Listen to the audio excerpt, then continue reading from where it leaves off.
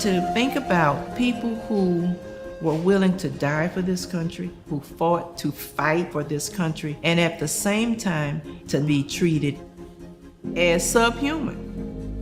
That you can't be a soldier because you're not even a human being. African Americans have served this country from the beginning. Black Americans were feeling like their humanity was more respected and accepted among allies than it was by the very country that they were fighting for. Because there's absolutely no way that you're gonna ask me to risk my life for this country out there and then come here and I'm gonna lose this battle to racism. The two wars that African Americans are fighting for the side they're serving with, but they're also fighting for freedom. You're not allowed to integrate in the military because of your skin color. Two wars have been there before we were a country. It was there after the end of slavery, and it was there after Executive Order 9981. You go down range and bullets are flying, we're all the same color. When you're in combat, it didn't matter the color of your skin. A bullet knows no race, rank, color, or creed. I don't care what you look like when you're in combat. You want the person next to you who I would risk my life for. Black, white, Red, yellow, blue, or green to cover your back. we are all one on the battlefield. The only thing I care about is you do your job, and hopefully you coming back home. I don't know how you get the will to continue to fight, but they did.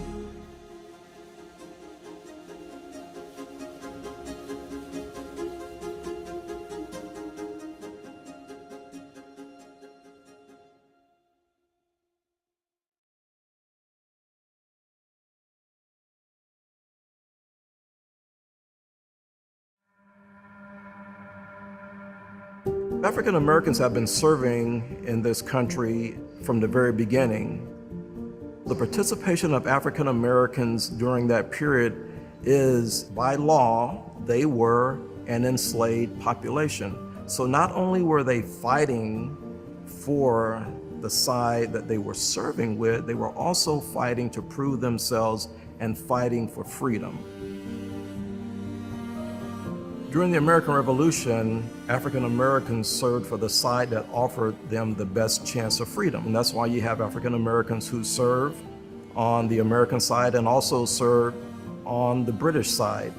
Was George Washington saying that enslaved people would not be allowed to serve in the colonial army, and then finding, first off, black soldiers were courted by the British that was willing to make them all kinds of promises if they joined that side of the British side of the American Revolution. But as was often the case within the United States, sometimes necessity was the mother of invention, just as in the Civil War. Who was enlightening President Lincoln to what was going on around him?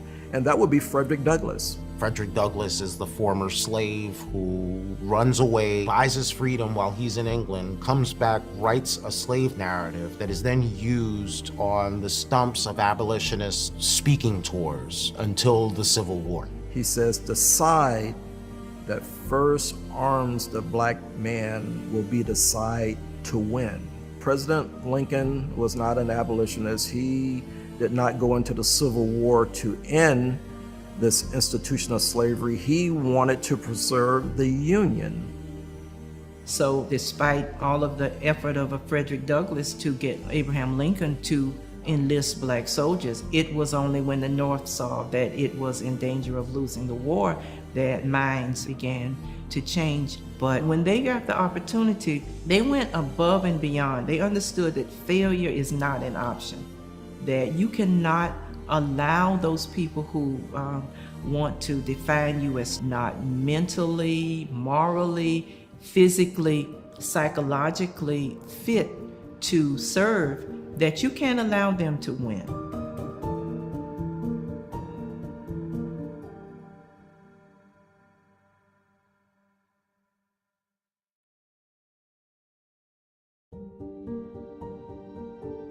When you have the Emancipation Proclamation, which ends slavery on paper, because you can't legislate people's attitudes or change how people have felt about other citizens for generations. Shortly after the end of the Civil War, you had the period of Reconstruction.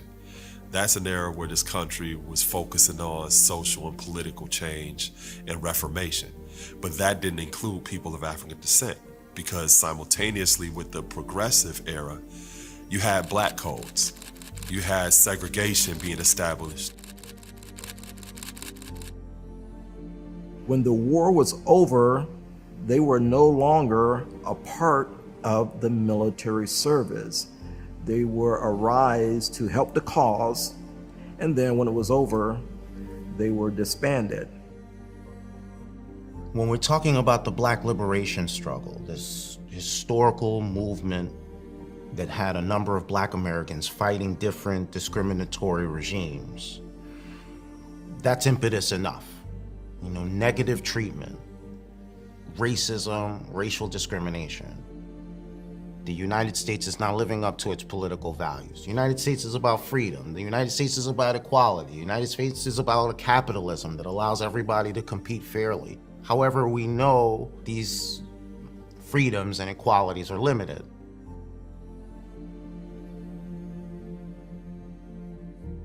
Jim Crow was the law of the land that says it's okay to forcibly separate the races. W.E.B. Du Bois was born right in the time of Reconstruction. So he's born 3 short years after the Emancipation Proclamation. And he's right in the midst where segregation is starting, where people who are classified as white actively denying the opportunity for black people in this country. W.E.B. Du Bois, because of his experience, getting his bachelor's degree and getting his doctorate degree and being an educator, writing books and teaching at a university, his experience was, you're not going to deny me anything.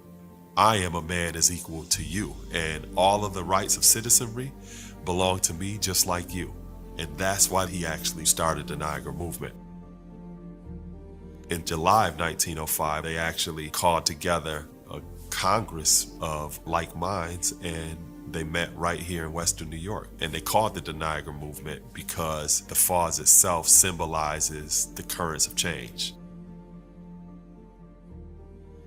Their goal was to end segregation, that we need to assert ourselves and require this society to do what the Constitution actually says.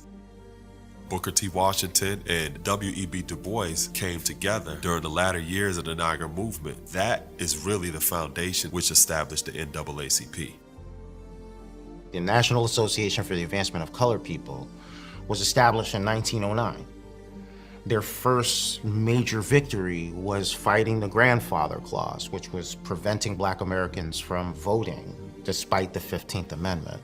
There were efforts to raise awareness about Jim Crow segregation and to push for better treatment of Black Americans in wartime industries and in the military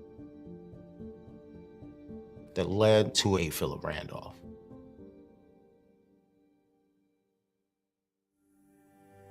A. Philip Randolph is one of my heroes. A. Philip Randolph is an unsung hero in the African-American Black liberation struggle. You have a person like A. Philip Randolph to see the possibilities for black people in this country. A. Philip Randolph was so influential in the fight for civil rights. A. Philip Randolph is as close to a statesman as you're going to get before Barack Obama.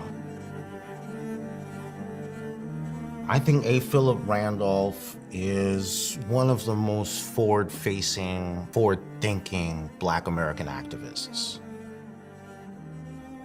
In the 1930s, he's assembling a union, essentially for sleeping car porters, to carry bags and carry goods and food to patrons in these luxury train rides, while all the white people on the train call you George and throw their change at you when they want to tip you. A. Philip Randolph was a labor man. That was his background. You can go back to World War I, because it was A. Philip Randolph as a young 28-year-old man who took on the sitting president, Woodrow Wilson, who said something to the effect, "Make the world safe for democracy."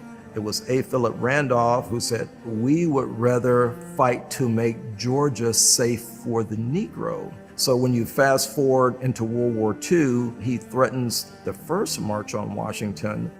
A. Philip Randolph knows that the United States needs Black Americans to work in the factories because the white Americans have gone to fight the Fuhrer. He knows that if the factories don't churn out widgets and bullets and guns, there's going to be an issue with the war effort.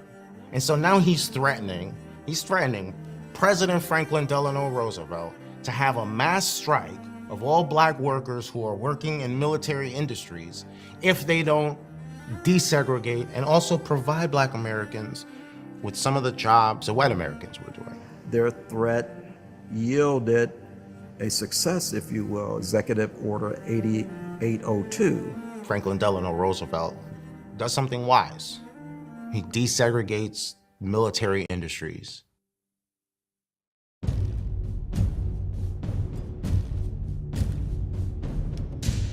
Franklin Delano Roosevelt's executive order is the desegregation of military industries. And that's one thing. That's Black Americans working in the factory on the war effort. But World War II, Black Americans are still fighting in separate units. They're fighting racism, fighting Jim Crow at home, and fighting racism abroad. During World War II, the majority of African Americans who served were in segregated units to serve in the 688 and the Mumford Point Marines. As one of the children of the 688, I never knew what she went through being in the military. Charity Adams was selected to lead a group of 855 African American women overseas on an unknown mission. And she was handpicked by an advisor to the president. After doing great things to improve the morale of the troops there, came home to Jim Crow America. The war effort looks really good for the United States. It's really easy when you've got a Hitler who's putting people in working camps and death camps. We are fighting against racism, genocide, but we're still committing evil against our own citizens.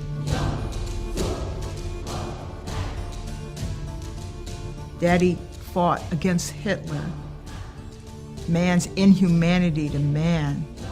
Daddy fought for our freedoms, for our country, for liberty, justice for all. My father going over there fighting for this country, and when they come back, they're fighting to survive. You couldn't use the bathroom.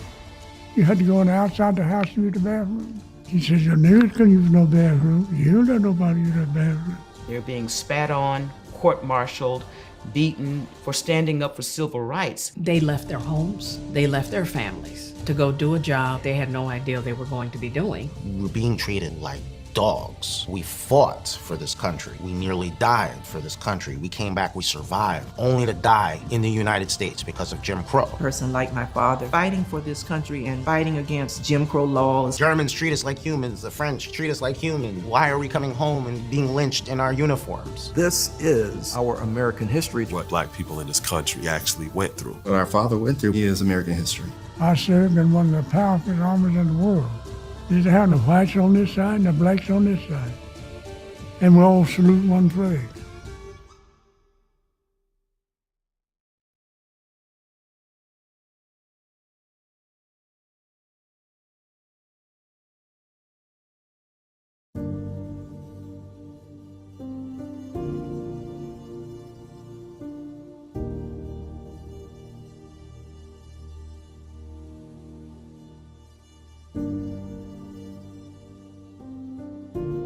My father is a great leader. He taught us to stand for this country.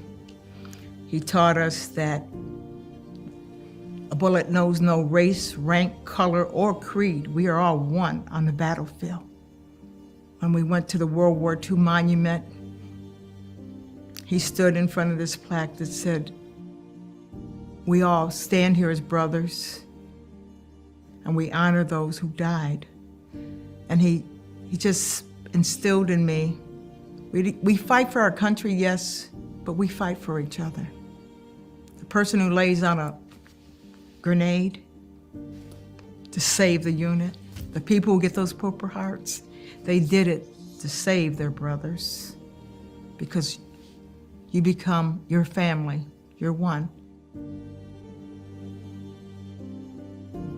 President Truman was from Missouri, which was a slave state. His parents had been Confederate sympathizers. His mother really didn't care for President Lincoln. And we know now that, he used some choice words and in the way he described African Americans.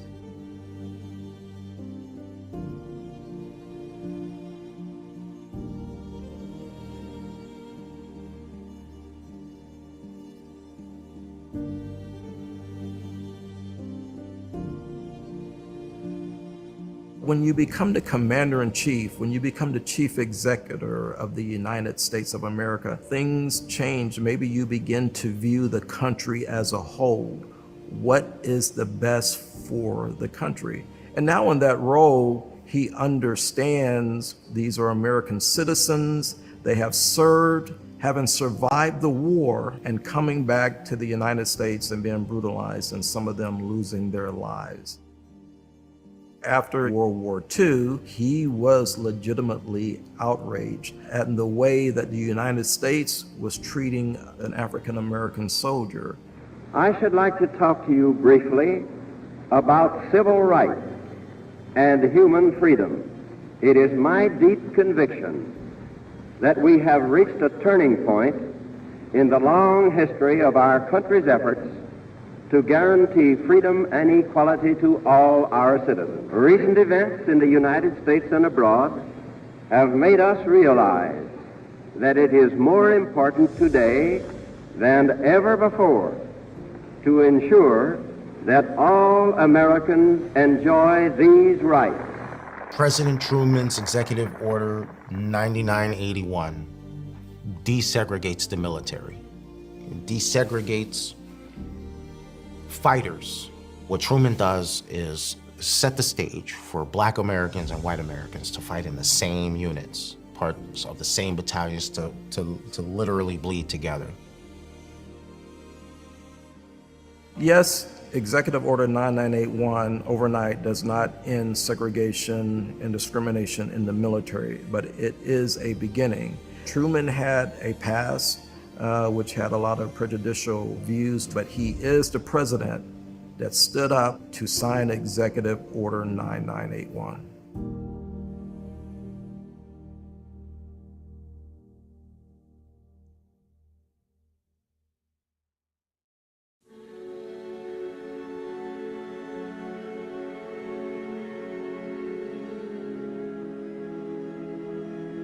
When you think about 1954, the military is head and shoulders in front of the rest of America.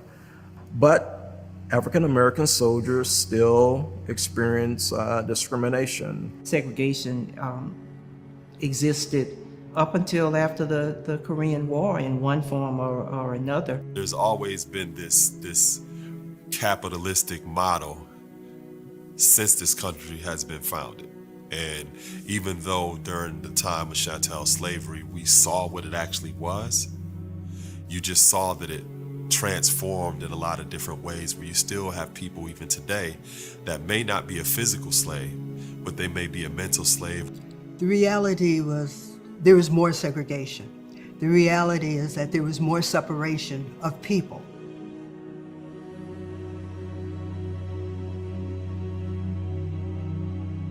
In the year 1966, I decided to join the military. For me, that was a way of life. I joined the military in 2005. I was a junior in high school, and it's just something that I felt like I needed to do. I've had an opportunity to be a part of something. My mother was terrified. I'm her civil rights activist daughter, being a African-American, well-educated woman, thinking she was equal or better. When I was in the military, there was a lot of segregation. You know, here I am fighting for this country. When we were coming in, we were receiving fire from the enemy. And then when the firefight was over, they asked me, said, anybody hit? And I go, I'm hit. Patch me up. And then I found out that my unit was in heavy duty combat. And I told the doctor to let me go because I needed to get back to my men. And I told him, if you don't let me go, sir, I'm gonna go AWOL because I gotta get back.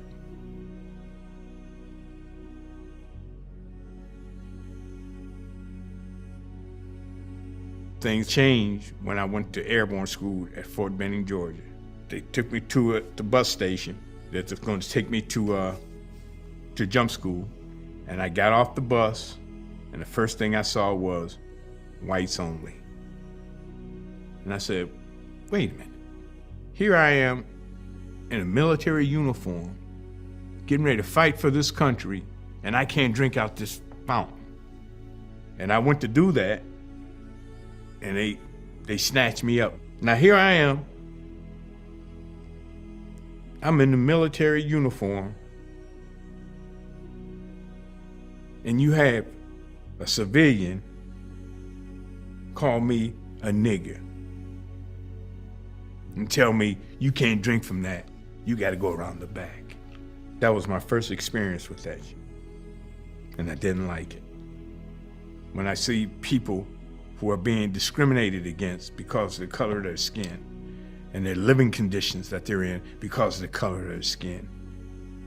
And I said, hey, you know, here I am fighting for this country, and we still got to live in these conditions like this? People still have to go through conditions like this? It wasn't an easy experience. There have been many times where I've felt like I'm not American, feel like I'm not welcomed, but done things for this country that other people wouldn't dream of. I was deployed in 2012, and I remember this night distinctly. It's the night President Obama won re-election. I've never been so scared for my life, ever. When the results come in, people just start flipping tables and just starting, oh, I can't believe this, beep, beep, beep, beep, beep, beep, explicit, is gonna be a president again. And remember, we're in the military. He's our commander-in-chief. He's still our commander-in-chief. And the way people are describing him, calling him a monkey and that kind of stuff. And if that's what they say about the president of the United States of America, what do they say about me when I turn my back? When I retired from the military, I decided to go back to school. I just got my doctorate. I just defended my dissertation, and I'm super excited. Like, I'm a brand new doctor. And some people say congratulations, and then I hear the conversation down the hall. I'll never call her a doctor. I don't care how many degrees she has. As a Black woman who has overcome things like dyslexia and gotten their doctorate, I came from a very small town that didn't have running water or electricity, and now I have a doctorate.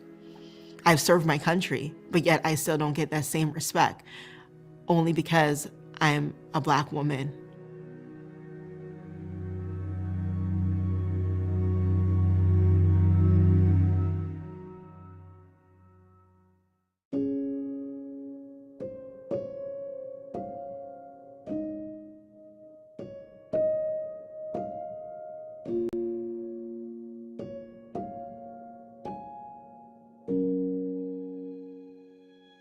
I believe in the American dream. I believe the principles this country was founded on. I would still put my life on the line and die for this country. African American soldiers love this country, defend this country, and we are proud Americans.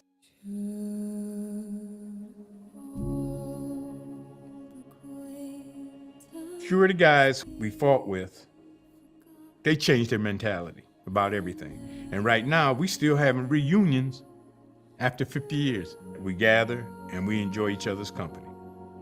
I would never want to change my experience in the military. It has made me the individual I am today. It has inspired me to continue to want to serve my community.